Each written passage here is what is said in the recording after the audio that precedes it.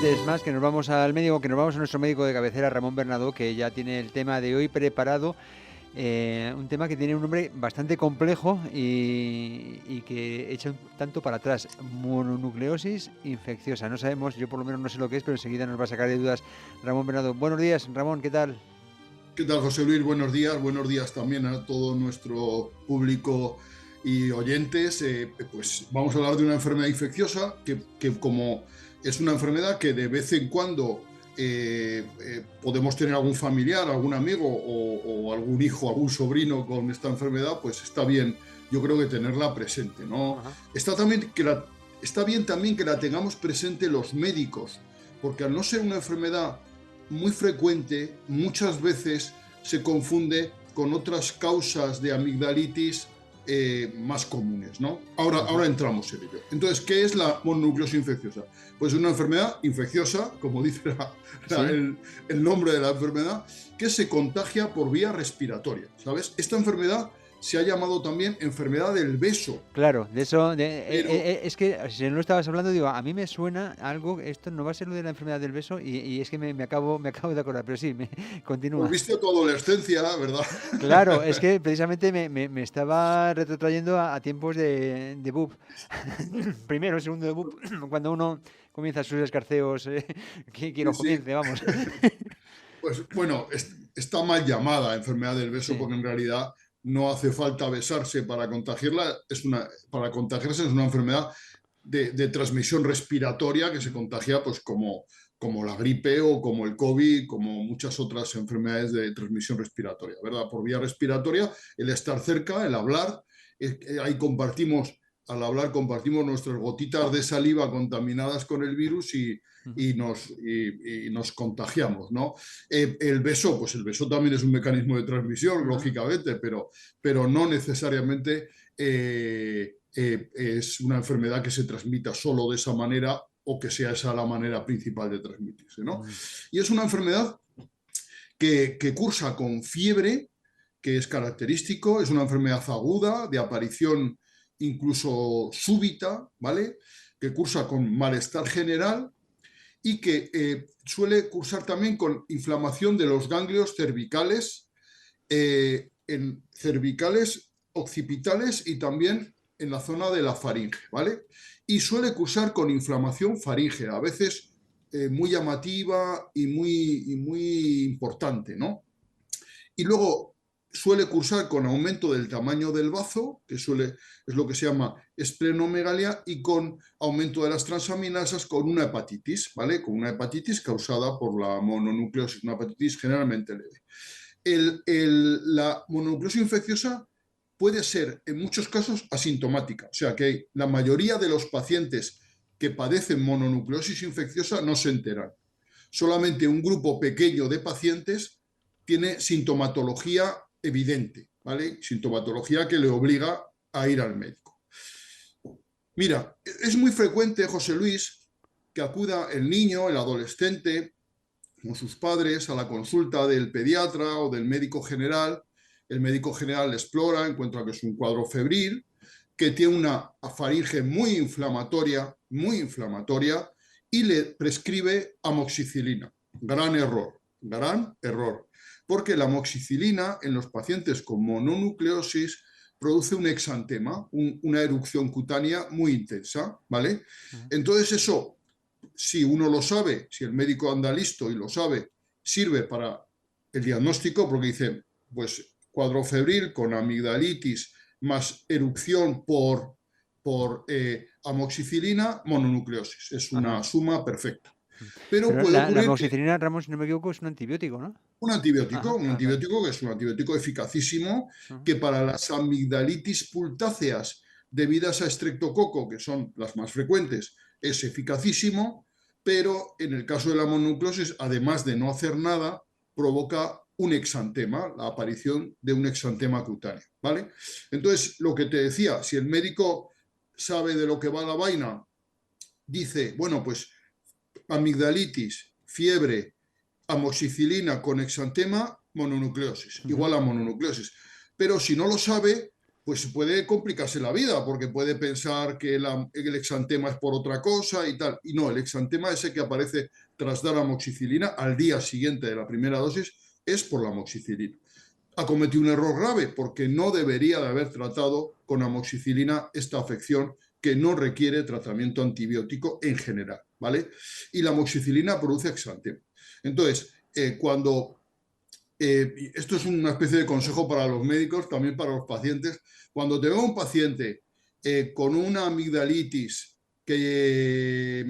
llamativa, con fiebre, con malestar general, con astenia, está bien pedirle un análisis al paciente para descartar que no tenga una mononucleosis antes de tratarlo como si fuera una amigdalitis con pus por estreptococo, ¿vale? O sea que esa precaución está bien tomarla y además si aciertas, pues es que es una cosa de mérito, ¿no? Porque no es fácil el diagnóstico de la mononucleosis, entre otras cosas porque se parece mucho a las enfermedades que causan amigdalitis habitualmente. O sea que, entonces, eso hay que andar ojo a viz, ¿vale? Entonces, siguiendo un poco, la mononucleosis está causada, es una enfermedad curiosa porque está causada, puede causar dos virus diferentes.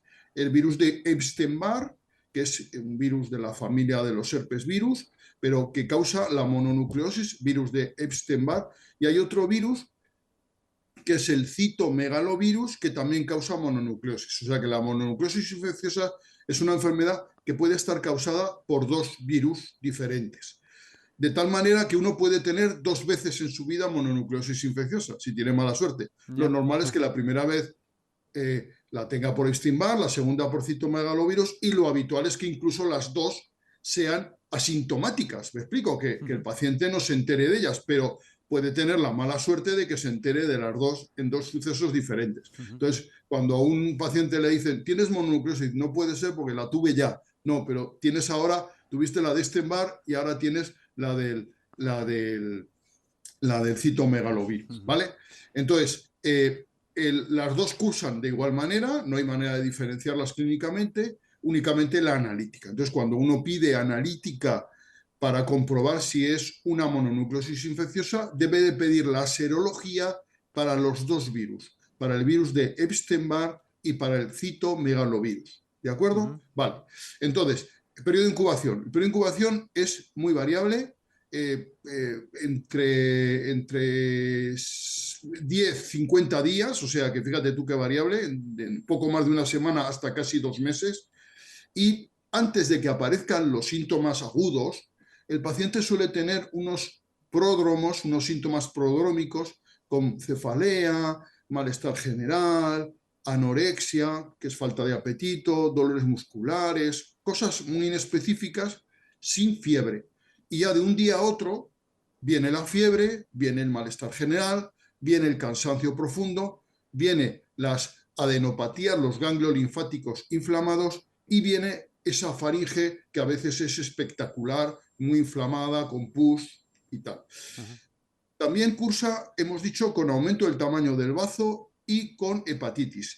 La hepatitis es una hepatitis con aumento de transaminasas, se ve en la analítica, y el aumento del bazo, la única manera de verlo es con una ecografía. Yo por eso a los pacientes con una mononucleosis infecciosa llamativa, está bien pedirles una eco abdominal para ver cómo está ese hígado, para ver cómo está ese bazo. Si el bazo está inflamado, adelanto ya algo, si el bazo está inflamado, que eso se llama esplenomegalia, aumento del tamaño del bazo, existe riesgo de rotura del bazo si se hacen deportes de contacto. Por eso, los niños que hacen deporte, pues que hacen rugby, que hacen baloncesto, balonmano, fútbol, que son deportes de contacto, ¿vale? No deben de hacer deporte de contacto hasta que se compruebe que el bazo ha vuelto a su tamaño normal.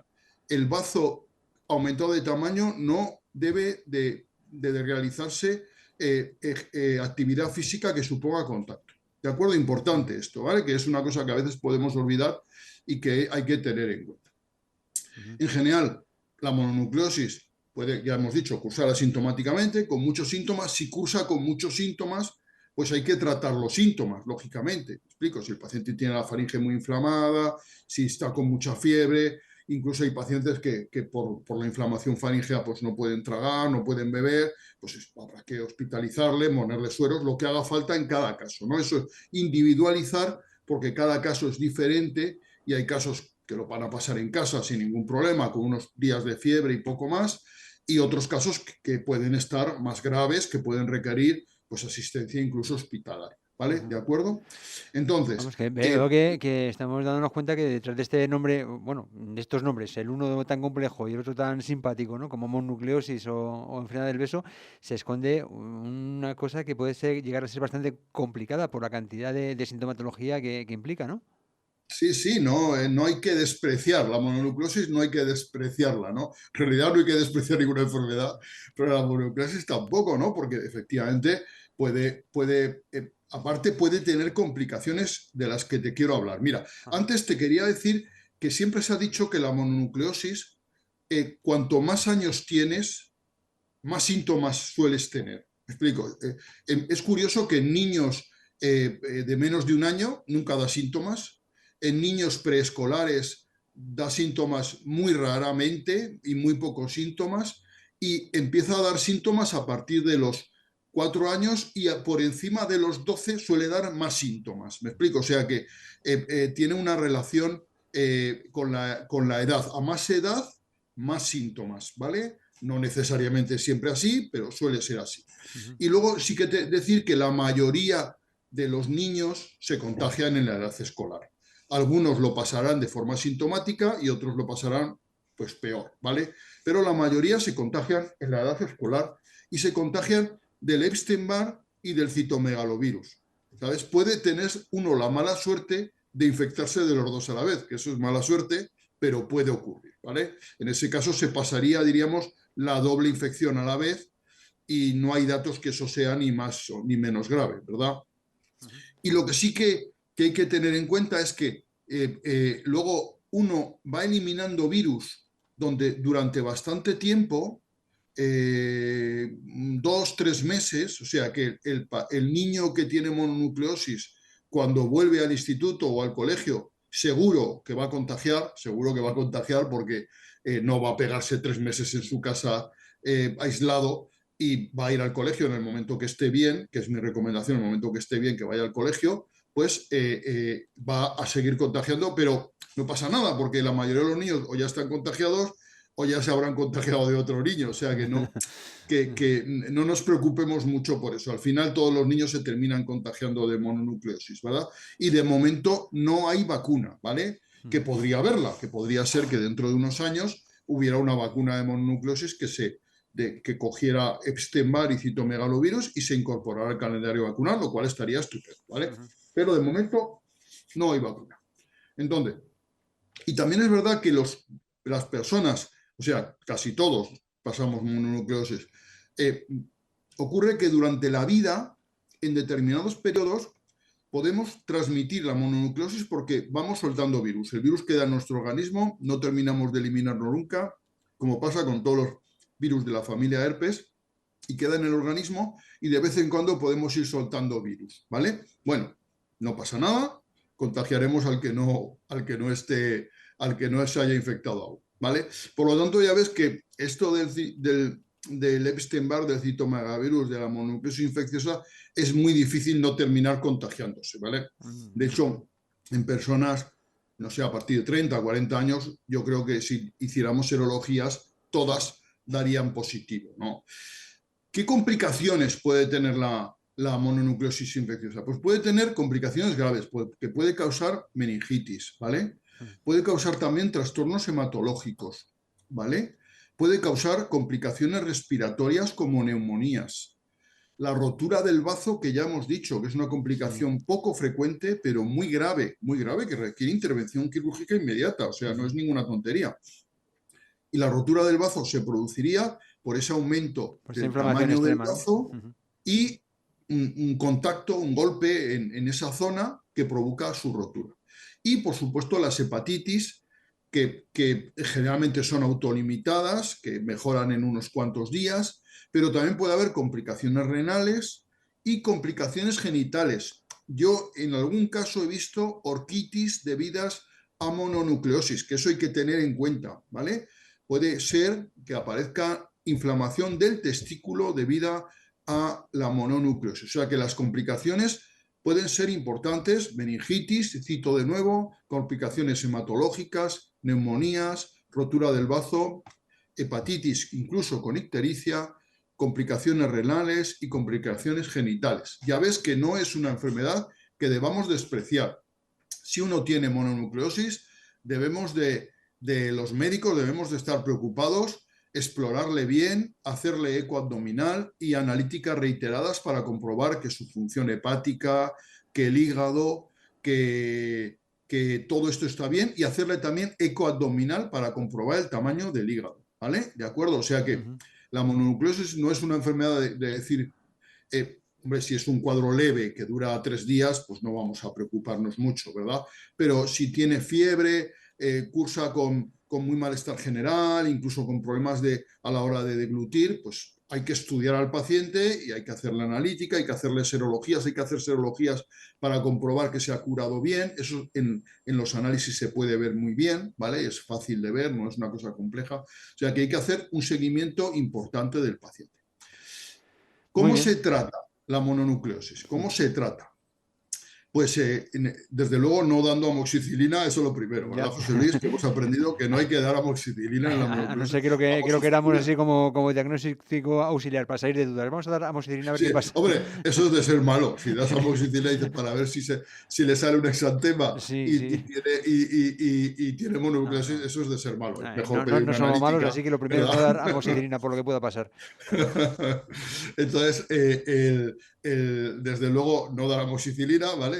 Y bueno, si es un cuadro leve, pues por supuesto tratar la fiebre, el dolor de garganta, y sí que hay que hacer seguimiento del paciente. Es muy importante lo del seguimiento del paciente. No podemos dejarle ahí que evolucione sin control, ¿no? Tenemos que seguirlo, ver cómo va y cómo evoluciona, y si surgen complicaciones, si el paciente no puede deglutir, si se deshidrata, pues todo eso puede requerir incluso, como decíamos antes, tratamiento hospitalario. Y importante hacer analítica para comprobar la función renal, hacer eco abdominal para la función renal y hepática, y ecoabdominal para ver cómo está ese hígado, para ver cómo está ese bazo aumentado, ¿vale? Y si el bazo está aumentado de tamaño, hasta que no tengamos una ecografía que nos indique que el bazo está en tamaño normal, el paciente no puede hacer actividad física que suponga contacto, ¿vale? Sí que puede correr, sí que puede nadar, pero no puede hacer deportes de contacto. Deportes de contacto son el fútbol, el baloncesto, el balonmano, estos en los que hay contacto. El rugby, por ejemplo, Mm, hombre, claro, el boxeo, por supuesto, sí. ¿verdad? El karate, el taekwondo, etcétera, etcétera, etcétera, ¿vale? Mm, Entonces, ese tipo de deportes no podría hacerlo, sí que puede correr, eso no nos impide nada, ¿vale? Porque el mm, problema del bazo es que reciba un golpe y claro. se fracture, ¿no? Dudas, José Luis, pregúntame dudas, por favor. Dudas, yo creo que a ninguno nos ha quedado duda alguna, dado O sea, lo didáctico o sea, de la si explicación. Sí. a los oyentes que nos oyen, si su nieto, si su hijo, pues tiene de pronto hasta unos días pachucho, que no ha estado bien, y Mm, de pronto tiene fiebre alta, que le ha aparecido de pronto con una amigdalitis llamativa, ujú, ganglios aquí en la zona cervical, aquí en la zona de la faringe, ganglios linfáticos inflamados y con malestar general. Si tiene todo esto con mucho cansancio, no está mal sugerirle al médico, dice, podría ser una mononucleosis infecciosa, y bueno, eso no está mal, o sea, que me explico. Y el médico, si algún médico nos oye y tal, y seguro que sabe más que yo de la mononucleosis, pero no está mal recordarle que, ojo, que hay que acordarse de la mononucleosis cuando uno tiene mm. cuando un paciente está con fiebre, con malestar general y con una faringe muy llamativa. Desde luego, si le has dado amoxicilina o tomado amoxicilina y ha salido un exantema, pues bueno, pues ya tiene el diagnóstico, ¿no? En cualquier caso, yo creo que lo mejor es, a pesar de que se observen esos síntomas, dejar al médico que sea él quien, Claro, claro, claro. quien No, deduzca y no, sí. claro, eso es importante. Si un niño tiene fiebre, malestar general, un niño, un adolescente, y tiene una garganta llamativa, o sea, cualquier padre puede ver la garganta de sus hijos y puede ver si las amígdalas están inflamadas, rojas, con pus incluso. Si tiene eso, hay que ir al médico. Hay Sí, que ir al médico y que el médico considere lo más oportuno, ¿no? efectivamente. Muy bien, pues la de cosas que hemos aprendido en un momento sobre la mononucleosis infecciosa o enfermedad del beso, ¿no? A mí no me Que gusta que se llame así, José Luis, te dejo a ti porque eres amigo. vale, muchas gracias. No, yo es que como la conocí, si a mí, Sí, como sí, decías, en sí, el sí. instituto me dicen mononucleosis, no sé qué, digo, uy, madre mía, no es lo que me está llamando este hombre, pero es cierto que por ese otro nombre así como más familiar, más cariñoso, desde luego, sí era conocida, aunque te voy a decir lo mismo, que no indagábamos mucho más. Sabíamos que estaba por Ah, ahí, os pero quedabais en la exacto, anécdota, exacto. tal, ¿no? Pues, bueno, está bien, está bien. Claro, sí. Además, fíjate, hay una pista que a veces es jugosa, ¿no? Si uno lleva a su hijo al médico y dice, es que tiene un primo, tiene un compañero de clase que tiene mononucleosis infecciosa. Es un buen dato que Sí, dar al médico, ¿no? eso Porque, sí. claro, eso es importante. En fin. Ramón Bernardo, muchísimas gracias por todas estas explicaciones y ya saben que se pueden observar los síntomas, pero que sea el médico quien, quien los valore. Gracias y hablamos de mañana, ya hablamos de cine, ¿no? Mañana hablamos de cine, que Venga. es más fácil.